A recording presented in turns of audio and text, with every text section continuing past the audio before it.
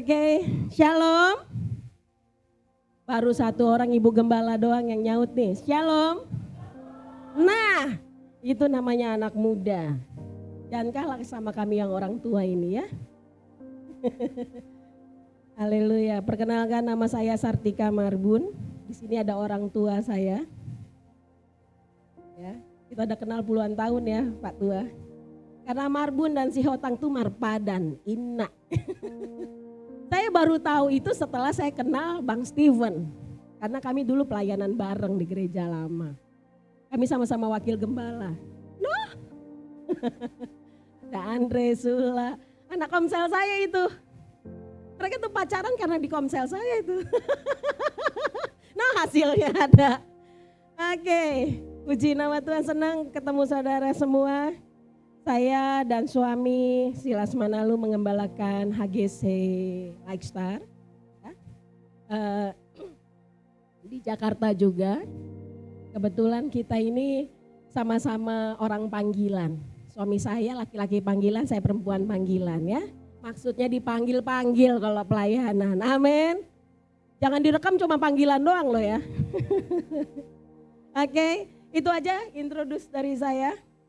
Rasanya nggak asing, ada Cia, dia mah saya culik juga kalau ibadah, kami ibadahnya jam 8.30 ya Cia ya.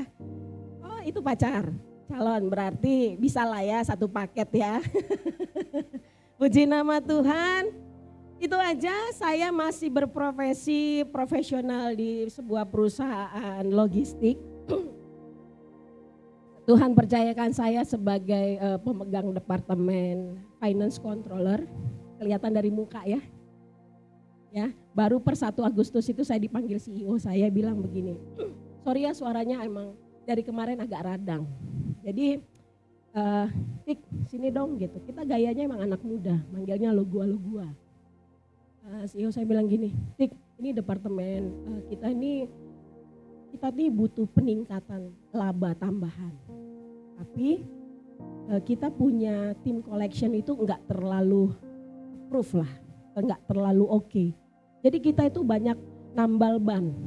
Jadi saudaraku saya itu dari bulan Mei saya sudah disuruh bantu, kami ada di bawah logistik ini ada 3 perusahaan, anak perusahaan yang saya sudah bantu. Jadi dari bulan Mei ini saya diminta bantu, tanda kutip ya, bantu untuk bantu tim collection. Karena saya orang finance controller regional, jadi saya itu pegang departemen finance yang ada di nasional di Indonesia. Jadi beberapa bulan lalu saya waktu ke Makassar ketemu gembala saudara, dia lagi diklat pelayanan, saya kerja.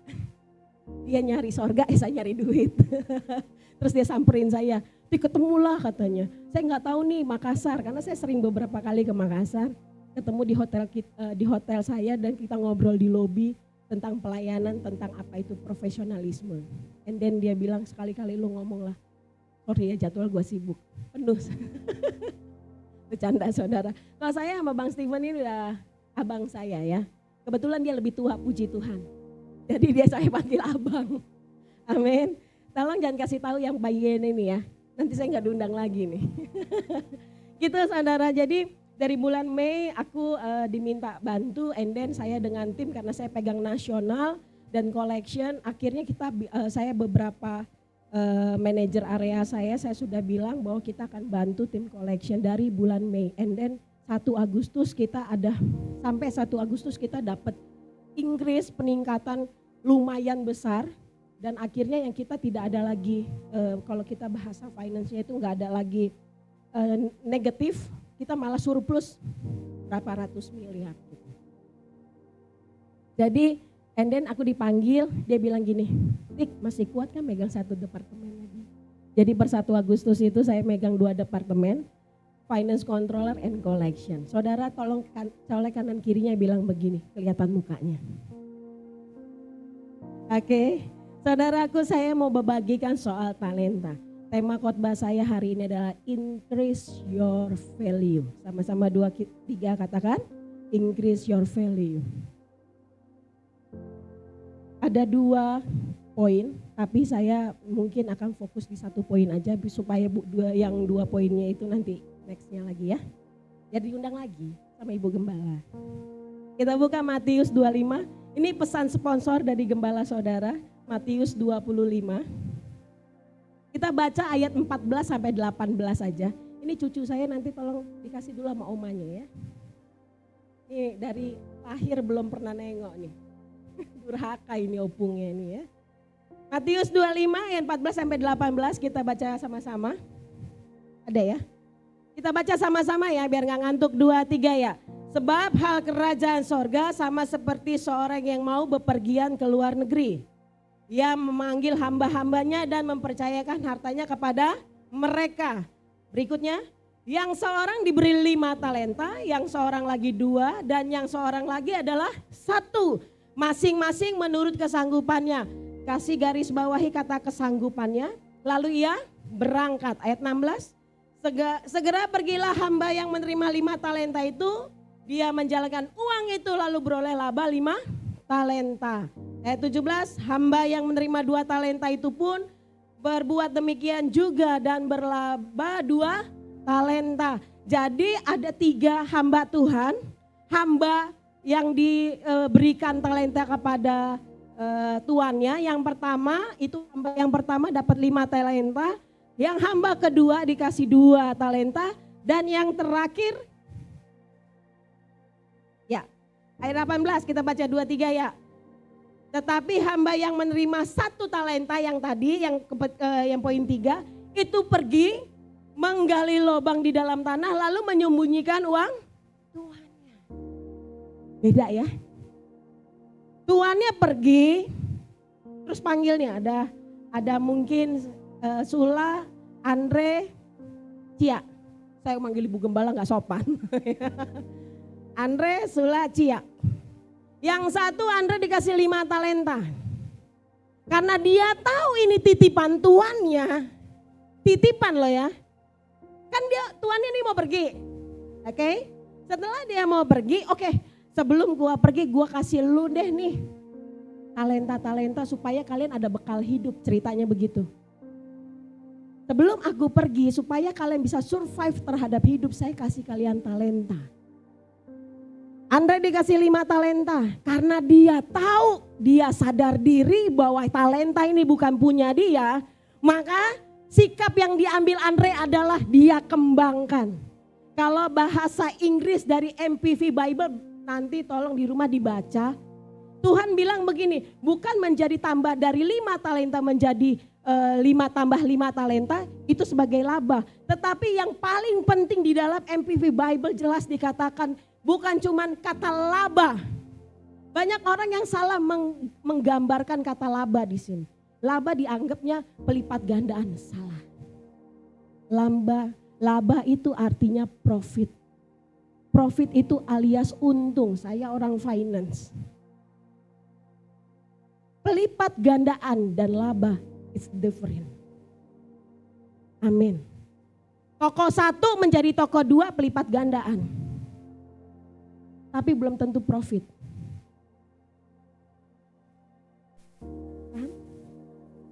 Profit itu apa sih? Saya modal 100 juta, closing akhir bulan jadi 150 juta. Laba saya berapa? 50 juta. Belum tentu 50 juta. Potong operasional 20 juta. Bersih laba yang Anda terima 30 juta. That's profit. Jadi Tuhan bukan cuman tugas yang Tuhan kasih kepada saudara, talenta yang Tuhan kasih bukan cuman tugasnya supaya pelipat kali gandaan.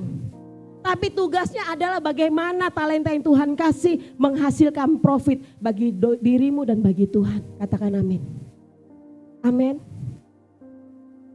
Kalau kita baca Yohanes 15 tentang buah, itu profit. Pohon 1 menjadi pohon 2 itu pelipat gandaan. 1 jadi 2. Tapi pohon itu berbuah dan banyak orang yang menikmati, itu profit. Paham perbedaannya saudaraku? Jadi poin yang pertama, increase your value. Yang pertama, responsibility. Yang talenta 5, talenta 2 sama, mereka punya responsibility-nya bagus. Apa responsibility? Tanya Bang Andre. Artinya apa Bang Andre? Hati-hati di jalan ya maksudnya. Oh, tanggung jawab. Ngetes, kapan lagi ngetes Andre ya kan? Tadi pagi saya, jam 7 pagi saya ibadah Mandarin. Tadi saya khotbah di ibadah Mandarin service.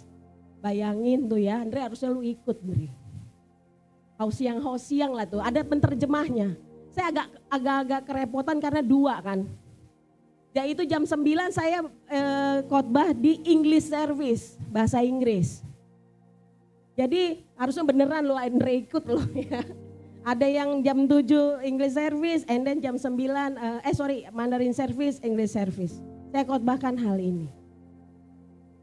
Saudaraku, pelipat gandaan itu mutlak Tuhan kasih.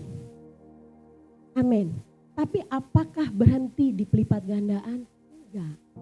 Sebagai orang anak-anak Tuhan, Tuhan bilang siapa yang hidup di dalam Tuhan, maka hidupnya berkelimpahan. Kelimpahan bukan pelipat gandaan. Pelipat gandaan itu buah yang berlimpah. Ada profit yang saudara hasilkan buat Tuhan dan buat diri Anda sendiri. Amin. Jadi jangan berhenti di pelipat gandaan.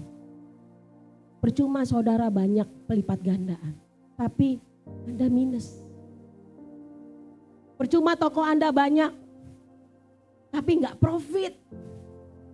Itu rugi saudara. Cukup 1 talenta, tapi Anda bisa profit, Anda bisa Anda bisa berlimpah-limpah. Karena berlimpah itu bukan pelipat ganda. Amin. Dapat sesuatu yang baru? Jangan berhenti di pelipat gandaan. Makanya banyak orang yang sombong. Apa namanya itu kalau bahasa zaman sekarang? Flexing. Foto sana sini, nggak apa-apa. Toh duit dia juga, nggak pusing gue. Ya, nggak apa-apa. Tapi kalau Anda hidupnya minus, buat apa saudara? Gak usah flexing. Yang penting orang bisa menikmati buah saudara. Itu profit. Percuma Anda punya banyak hal dalam hidup ini. Talentamu 5 tapi nggak dikembangkan. Buat apa? 1 cukup. Yang penting Anda profit. Amin. Gimana caranya? Yang 5 talenta, yang 2 talenta itu menghasilkan profit. Karena di dalamnya mereka sadar talenta itu bukan punya mereka. Punya tuannya. Once tuannya datang, mereka harus mempertanggungjawabkan talenta apa yang dikasih. Begitu kan? Mereka sadar siapa tuannya. Siapa yang ngasih. Siapa yang ngasih kepercayaan. Saya sudah bilang talenta itu adalah kepercayaan yang Tuhan kasih dalam hidup saudara. Gereja yang berhasil bukan berapa banyak ribu-ribu jiwa. Kita berapa 10 kali ibadah. Enggak, percaya saya. Tapi gimana setiap orang yang mendengar firman Tuhan dari tempat ini. Menghasilkan profit bagi Tuhan dan bagi sesamanya. Amin. Cek hari ini. Yuk. Kita udah menghasilkan profit gak ya? Hidup kita ini value-nya udah sejauh apa? Increase your value. Tanggung jawabmu, responsibility-mu menentukan saudara menghasilkan profit apa enggak. Hal simpel. Dikatakan kan setiap perkara kecil maka Tuhan kasih perkara besar. Yang talenta 5 dan talenta 2 mereka punya responsibility yang bagus. Respon itu dari kata respon. Respon itu reaksi. Waktu tuannya kasih talenta 5, talenta 2, mereka punya reaksi yang benar. Amin. Reaksinya benar. Oh ini dari Tuhan, bukan punyaku. Makanya yang 5 jadi tambah 5. Bukan jadi, sorry. Yang 5 tambah 5. Yang 2 tambah 2. Ada pelipat gandaan. Tetapi Tuhan bilang di sana itu laba. Berarti yang 5 itu sudah menghasilkan 5 lagi. Berarti dia dapat profit 100%. Amin. Amin. Jadi hidupnya waktu saudara tahu, saudara yakin bahwa talenta yang Tuhan kasih terhadap hidup saudara, setelah itu saudara meresponnya dengan baik, maka profit yang Anda terima 100%. Amin. Saudara mau jadi apa tergantung respon saudara kok. Waktu saudara gak mendapatkan apa yang Anda inginkan, respon saudara apa? Saudara akan jadi itu. Percaya saya. Waktu gereja sepi, waktu kita ditipu, waktu kita merasa dirugikan. Pelayanan mulu, suruh perpuluhan, suruh janji iman, suruh apa lagi? Itulah, uang kas, uang apa? Memberi, belum lagi ada yang sakit memberi lagi. Kalau kita responnya sudah gak benar, percayalah lu gak akan profit. Believe me. Tapi kalau saudara sadar bahwa talenta yang Anda punya itu punya Tuhan. Dan Anda pegang itu, karena Anda yakin itu milik Tuhan. Maka waktu Anda meresponnya dengan benar, itu menjadi profit dan berkelimpahan. Bukan saudara aja yang menikmati, tetapi orang sekitarmu menikmati. Amin. Amin. Kalau Anda masih hitung-hitungan di dalam Tuhan, berarti Anda belum profit. Kalau orang yang udah kelimpahan gak pusing dengan hal-hal yang kayak begitu, betul gak? Hanya orang-orang yang hidupnya merasa kurang. Ayat 29 kita baca, aku suka banget ayat ini. Saya subuh-subuh dapat rema ini. Sebenarnya saya persiapkan buat saudara. Ayat 29. Tolong ditampilkan.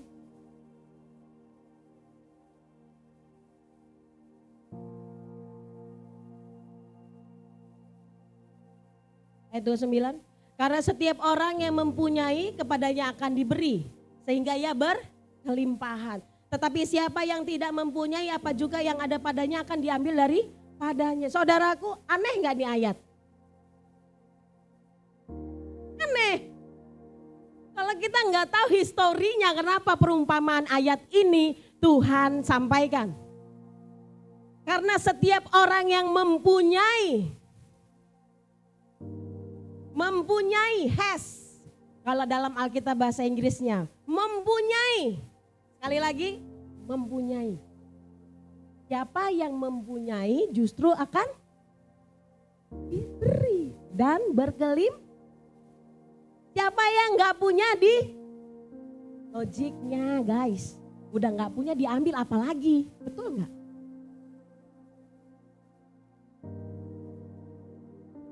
Siapa yang tidak mempunyai, maka apapun yang daripadanya diambil.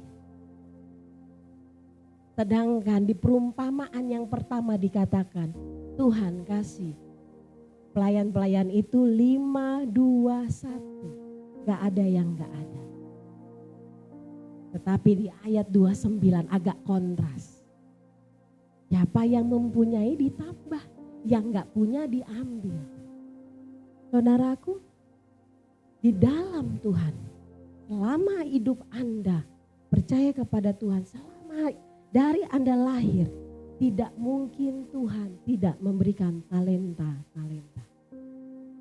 Tetapi Tuhan pasti memberikan talenta menurut kesanggupannya.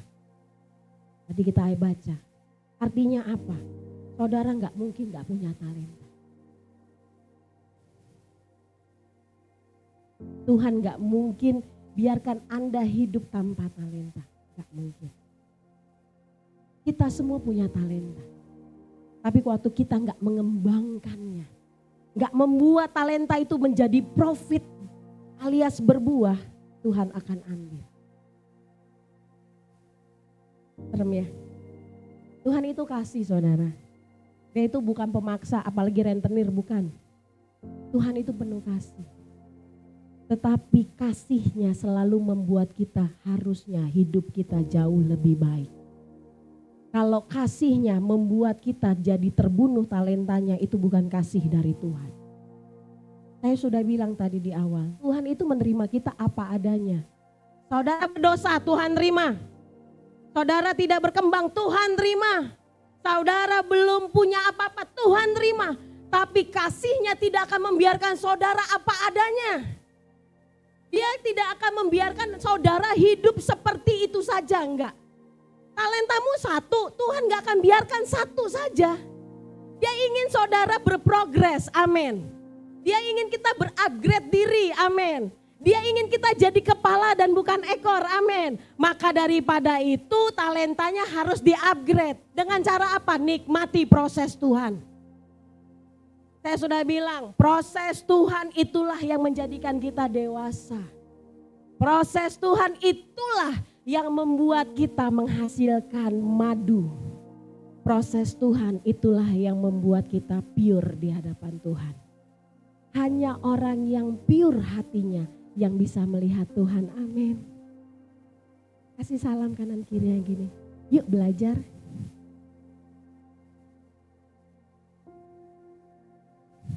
Amin. Proses Tuhan itu membuat kita belajar.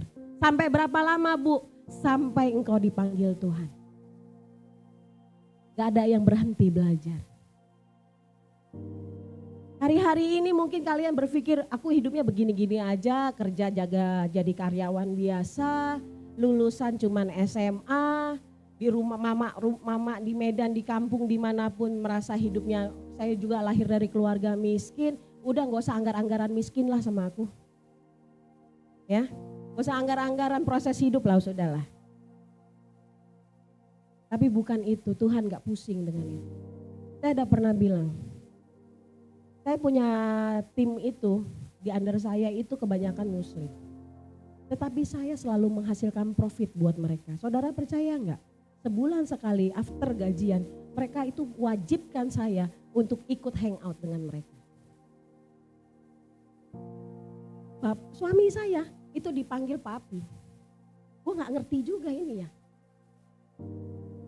Datang ke rumah saya, ke apartemen. Cuman buat konseling tentang kehidupan. Beberapa bulan lalu saya dari Medan, saudara. Saya punya tim orang Batak tapi saudara kita dari seberang. Dia sudah bertunangan, pacaran lama dari laki-laki ini tanda kutip gak punya apa-apa. Sampai sudah ternyata selingkuh sama Jendes. Tahu ya? Sampai dia terluka, dia agak turun. Akhirnya saya datang ke Medan, saya bina, saya tanya kamu kenapa? Kamu lumayan drop, datang kesiangan terus, sering sakit, banyak salah. Kita ini finance, kita ada expand report itu everyday. Jadi uang masuk dan uang keluar kita akan cek rekening bank itu harus tiap hari. Jadi kalau udah selisih, saya mau approve di sistem dan di bank sampai tengah malam. Ini suami saya udah ngomel aja. Itu kamu kerja 24 jam digaji gak ya? Karena saya mau di mana aja, karena saya itu kerja cukup fleksibel ya di level saya ini, saya bisa WFH di mana aja, WFH, WFC, work from cafe, work from home, work from mana aja gitu. Tapi tetap aja buka laptop 24 jam, cukup mengganggu sebenarnya. Akhirnya saya putuskan saya untuk visit ke Medan. Saya ngajak makan biasa, saya pendekatannya selalu mengikuti Tuhan Yesus. Saya kalau mau negor orang itu selalu ngajak makan dulu. Karena nanti dia ngereok. Ya, kalau perutnya lapar ngereok nanti. Repot juga saya ya. Jadi saya pastikan perut kantong tengahnya itu kenyang dulu baru saya. Aku bilang gini, oh, come on Ci, kamu ikut aku aja, mau gak nginep di hotel gitu ya. Kita biar adel lah ya sama dia. Terus dia nginep. Saya gak agak, dia cuma ngomong. Mungkin karena saya atasannya kan gak mungkin dia langsung open ya. Pas pagi-paginya habis sarapan, kita rencananya mau jalan-jalan ke Brastagi. Kan jadi anak saya. Anak saya mah kerja sedikit, jalan-jalannya banyak. Jadi sebelum mau perjalanan ke Brastagi tiba-tiba saya lagi dandan gitu ya. Terus dia langsung peluk saya. Bu, saya mau ngomong. Dia bilang kenapa? Dia bercerita bahwa dia terluka. Sakit sekali. Dari yang nol, gak punya pekerjaan, dia supply ini laki-laki. Sampai cukup berhasil sekarang. Mereka sudah bertunangan, sebulan atau 2 bulan lagi akan menikah. Ternyata ketahuan begitu. Berkhianat. Dia sakit hati. Saya cuma bilang begini. Value-mu lebih besar daripada sakit hatimu. Sakit hatimu, pengkhianatan orang lain. Jangan membiarkan value-mu rusak.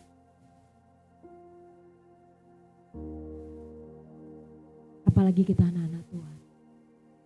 Kecewamu, sakit hatimu, penderitaanmu, ketidakadilanmu.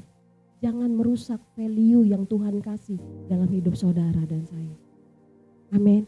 Orang mau bertindak jelek, orang mau ngomongin saudara, gak apa-apa, itu haknya. Tapi saudara punya hak untuk merespon dengan baik. Sekali lagi, orang mau melakukan apapun terhadap hidup saudara, itu haknya. Tetapi saudara punya hak untuk merespon dengan baik. Amin. Saya demi Tuhan, saya doain. Saya bilang saya gak bisa mendoakan kamu dengan caramu. Boleh dengan cara saya. I pray for her. Saya doakan. Saya tuntun pelepasan. Saya bilang, lebih go yuk. Sekarang dia sedang acting. Saya naikkan sebagai supervisor di kantor saya. Karena apa? Setelah bebannya lepas, anak itu terbangnya tinggi sekali. Increase, value-nya berubah, gambar dirinya berubah. And then sekarang dia panggil saya mami. Dan saudara tahu nggak? Satu nasional sekarang kalau saya meeting online, AMI manager, orang-orang operation, departemen operation. Halo mami. Halo, aku bilangnya nih, ini mami ini gak enak ya, udah tua-tua jenggotan manggil saya mami gitu. Tapi karena anak ini. Saudaraku, pastikan hidupmu punya profit, punya buah. Jadi ketika orang lain melihat kamu, mereka melihat ada Tuhan di dalamnya. Amin. Saya udah bilang, gak pusing pelipat gandaan. Jangan pusing. Selama 20 tahun saya bekerja. Saya ini kerja dari semester 3, saudara. Kuliah, tamat umur 18 tahun. Mau 20 saya sudah ngajar di lembaga pendidikan Quantum Study, no? Anak saya, no? Sula tahu. Saya ketua komselnya, dia juga masih kuliah ya lah ya. Jadi mereka suka nyolong. Kak gimana caranya? Sorry, bayarnya berapa? Enak aja loh. Enggak ya. Enggak, mereka enggak pernah mau nanya sama saya, padahal saya baik banget loh. Saudaraku, Tuhan enggak pusing dengan pelipat gandaan. Yang penting kita menghasilkan profit bagi banyak orang. Amin. Jadi profit buat banyak orang. Responsibility-mu menentukan kita mau labanya, mau untung atau mau rugi. Anda mau memasukkan apa di hati dan pikiranmu, itu akan menentukan masa depan saudara. Amin. Jangan banyak-banyak kecewa saudaraku. Jangan. Buang jauh-jauh. Itu merusak saudara. Jangan menyumpahi orang. Karena itu racun yang Anda minum sendiri. Terkadang kan kita saking dendamnya kan nyumpahin. Saudara tahu nggak, kepahitan itu membuat kita, membuat orang lain yang kita pahitin itu hidupnya baik-baik aja. Betul nggak? Tapi kepahitan itu membuat racun buat hidup saudara. Anda pengen ada racun ya, orang lain Anda yang minum, orang lain yang mati. Enggak, racun itu, kepahitan itu racun. Waktu Anda biarkan di dalam hatimu, berarti Anda sedang meminum racun. Dan bukan orang lain yang mati, saudara yang mati. Mati jasmanimu, mati rohanimu, mati hatimu. Jangan biarkan. Responsibility yang benar di hadapan Tuhan. Buka hatimu hari ini. Anak-anak muda di tempat ini sama kayak di gereja saya. Rata-rata semua anak muda. Gereja saya sudah 3 kali ibadah dulu sebelum COVID. Anak-anak muda kita bina. Bahkan aku punya anak angkat. 7 tahun hidup di saya. Dari pengangguran, enggak kuliah, sampai jadi orang. Saya ditinggalkan. Saya marah? Enggak apa-apa. Dia diem begitu saya WA. Baik-baik ya nak hidupnya. Ya saya, enggak apa-apa. Pergi saja. Jangan-jangan kamu di tempat lain lebih increase. Saudara harus sampai di level itu saudara. Amin. Jemaat saya pegangin, enggak. Cia udah ke gerejaku, enggak apa-apa. Hilang lagi, buka lagi, hilang lagi, buka lagi, hilang lagi, perintisan lagi, enggak apa-apa. Karena Tuhan enggak berpikir tentang pelipat gandaan saja, tapi Tuhan mau kita profit di dalam Tuhan. Berapapun talenta yang Tuhan kasih, responsibility Anda harus benar. Amin. Berapapun talenta yang Tuhan kasih, harus tujuannya menghasilkan profit atau buah. Supaya nama Tuhan dipermuliakan. Saudara, Anda tambah kaya, itu enggak jadi memuliakan Tuhan, believe me. Tetapi waktu saudara menghasilkan buah dan buahnya dinikmati banyak orang. Hey, tanpa Anda ngomong pun Anda sudah memberkati orang lain. Amin. Saya sudah bilang staf di bawah saya itu Muslim semua. Tapi saya harus menjadi buah bagi mereka. Mereka manggil saya mama, manggil saya mami. Tapi apakah di situ saya kasih saya langsung lepek? Enggak. Tanya mereka, saya ini orang paling tegas semuka bumi kantor saya. Siapa yang gak kenal Tika udah. Tika ini terkenal dengan ketegasannya. Tetapi ketegasan saya dibalut dengan kasih. Kalau ketegasan saudara tidak dibalut dengan kasih, yang ada kasar. Beda ya kasar dengan tegas. Tegas itu kita punya prinsip, punya integritas apa yang harus kita lakukan. Tetapi kasar, saudara sedang menurunkan value orang lain. Itu kasar. Gimana sih gini aja lu gak becus? Itu menurunkan value. Itu Anda tidak akan jadi berkat buat banyak orang. Saya gak pernah ngomong begitu. Anak ini beberapa kemarin saya ke Makassar juga saya punya tim lagi drop. Saya datang ke sana. Capek saudara. Tapi saya gak suka mencat orang. Sampai detik ini saya belum pernah mencat orang. Lalu saya datangi mereka. Coba cari anak atasan kayak saya ini. Karena saya tahu saya punya value. Saya punya profit untuk saya bagikan bagi banyak orang. Yang belum mengenal Tuhan dan yang sudah mengenal nama Tuhan. Berikan tepuk tangan meriah bagi Tuhan kita Yesus Kristus. Poin yang kedua nanti aja ya. Poin keduanya nanti aja biar diundang. 2 menit saja, saya kesaksian. Ini sponsor dari Bapak Gembala saudara. Saya sarjana teologi ya saudara. Saya lulusannya teologi yang gak ada sekulernya. Tapi dari semester 3 saya sudah mandiri.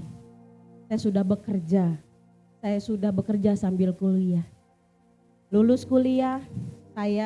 Setelah lulus kuliah saya full timer. Setelah menikah kami putuskan kami merintis sebuah gereja dan saya tiba-tiba dapat tawaran dari HRD. Waktu itu baru berapa bulan saya menikah, saya masuk ke sebuah perusahaan farmasi cukup terkenal, nomor 2 setelah Kalbe. Ya, saya perusahaan besar. Waktu itu saya ikut tes psikotes segala macam ya. Walaupun saya cuma ditawarin, tetap kan saya harus ikut tes ya. Waktu tes saya berhasil. Tapi waktu dilihat saya sarjana teologi ya, ulang lagi tesnya. Takutnya nyogok kayaknya. Nyogok sama Roh Kudus ya. Dites lagi, Lolos, akhirnya saya dipanggil sama kepala cabang. Dia bilang begini, saya lihat saudara ini lulusan teologi ya.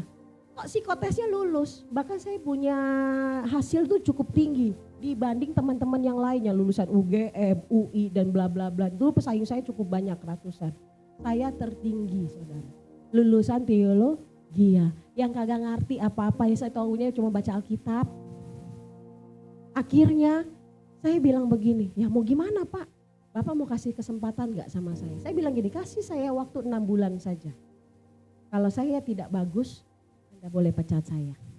Saudara, gak nyampe 3 bulan, bulan kedua, setelah lewat bulan kedua, bulan ketiga, saya langsung dikasih seragam. Kita tuh punya seragam waktu itu blazer, jadi sama celana bahan sama rok bahan. Memang bajunya formal kalau kerja di sana. Gak nyampe 6 bulan, bulan ketiga saya sudah diangkat jadi karyawan tetap. Karyawan tetap. 5 tahun saya dapat di sana. Saya habis pelayanan waktu itu saya worship leader, pemain keyboardnya itu ternyata CEO. Panggil saya, Bu mau gak kerja di tempat saya? Saya pikir dia cuman karyawan. Saya gak tahu lah dia pemain keyboard, CEO. Di perusahaan chemical Amerika. Dia distributor. Saya ikut tes lagi. Saya lolos jadi staff finance. Sampai saya menjadi di level asisten manajer. Sekolah teologi. Sebelum COVID saya resign. Karena waktu itu saya dengan suami mau pelayanan ke Amerika dan itu agak beberapa bulan dan saya cukup bosan kerja. Udahlah ya, mana tahu gitu ya, kapan lagi. Akhirnya saya resign, ikut pelayanan-pelayanan keliling negara waktu itu. Habis itu 2020, Maret 2020 harusnya kami ke Philadelphia. Ternyata COVID akhirnya batal. Setahun saya nganggur, saya jual catering. Kalau saudara lihat medsos suami saya suka masak. Saya bisa masak, enggak enak, bukan bilang enak ya. Saya bisa masak, suami saya jago marketing, lengkap dong sepadan. Makanya nyari yang sepadan. Lu pinter masak, cari yang bisa jualan. Ya. Jangan dua-duanya bisa masak, nanti gak ada yang jualan. Nah kami berdua punya partner in crime-ku keren banget. Akhirnya selama bulan COVID itu kami bisa hidup dengan baik. Puji Tuhan, profit. Habis itu kita ada usaha, saya lagi khotbah. Jadi saya diundang khotbah persekutuan doa begitu. Saya dan suami suruh berdoa khotbah gitu ya, saya WL. Suami saya khotbah. Tiba-tiba di sana juga ada CEO saudara. CEO yang tempat saya bekerja cuma bilang begini, Ibu sama Bapak mau gak kerja di tempat saya?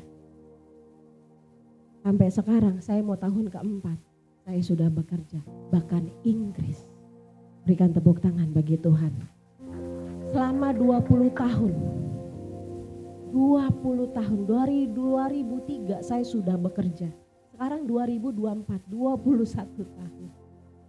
Saya belum pernah ngelamar kerja. Saya belum pernah melamar kerja. Karena tahu saudara, setiap saya dikasih perkara kecil, saya selalu setia mengembangkannya. Saya yakinkan setiap perusahaan tempat saya bekerja harus profit di tangan saya. Berikan tepuk tangan bagi Tuhan kita. Increase your value. Jangan jadi biasa-biasa saja. Bayar harga sebagai pemenang, bayar harga sebagai pemimpin, bayar harga sebagai manajer. Karena Anda diciptakan Tuhan untuk jadi kepala bukan ekor. Berikan tepuk tangan yang meriah lagi bagi Tuhan kita.